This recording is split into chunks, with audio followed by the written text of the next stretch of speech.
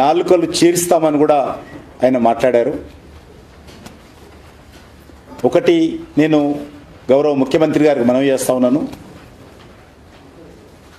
మీరు భయపెట్టినంత మాత్రాన భారతీయ జనతా పార్టీ కార్యకర్తలు కానీ కేంద్ర ప్రభుత్వం కానీ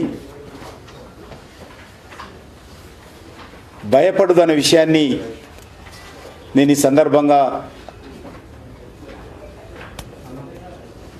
ముఖ్యమంత్రి గారికి మనవి చేస్తా ఉన్నాను. మీ తాటాకు చప్పుళ్లకు మీరు గొంతు పెద్దగా చేసుకొని విమర్శించినంత మాత్రాన సమస్య పోవు అనే విషయాన్ని మనవి చేస్తా ఉన్నాను.